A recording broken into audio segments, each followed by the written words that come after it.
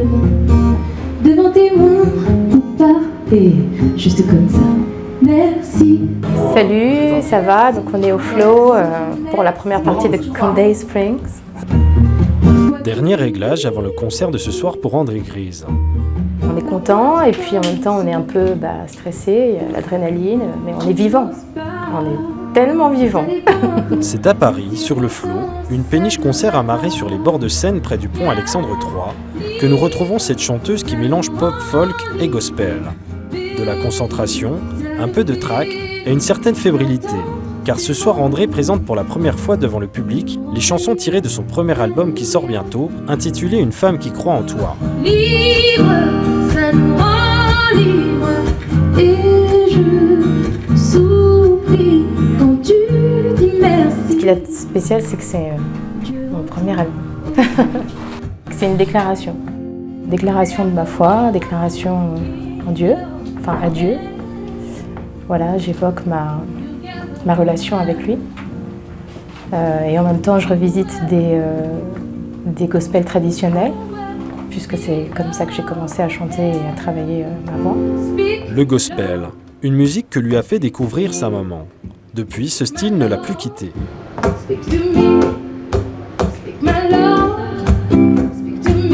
D'aussi loin que je me souvienne, j'ai toujours chanté des mélodies. Après le gospel, une fois, ma maman, parce qu'elle voyait que j'avais très envie de chanter, elle-même chantait d'ailleurs, elle a pris un prospectus comme ça dans la rue, et c'était l'ONG, l'Organisation Nationale du Gospel. Et elle m'a dit, voilà, tiens, tu devrais aller là-bas, je pense que ce sera une occasion pour toi de travailler ta voix, enfin, en tout cas de faire du gospel. Donc j'y suis vraiment allée, mais sans forcément m'attendre à ce qui allait arriver, et j'ai été tout de suite conquise parce que c'était génial. Mais ce goût pour le gospel n'en est pas resté à l'esthétique. André a cheminé dans sa foi grâce à ce style de musique.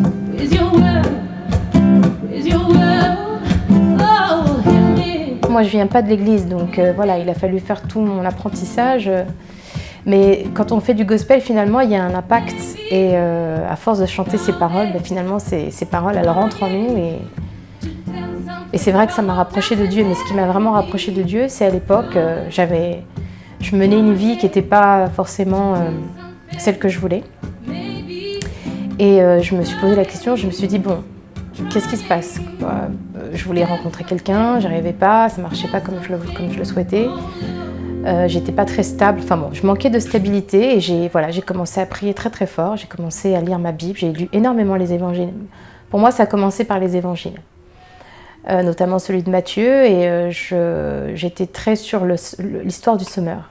Voilà, c'est un passage qui m'a toujours beaucoup parlé, le semeur.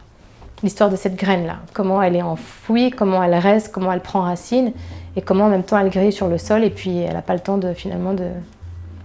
d'éclore. Et c'est là que ma foi elle a commencé à grandir, et puis avec les différentes épreuves que j'ai eu à traverser. Parmi ces épreuves, la mort de sa maman à la suite d'un cancer. Ma mère est toujours restée très digne, elle est toujours restée très forte, elle ne m'a pas fait porter ça. Et c'est vrai que je lui ai fait une promesse. Je lui ai fait la promesse d'être heureuse. Et c'est vrai que j'ai eu un songe, en fait, quand ma mère elle est décédée.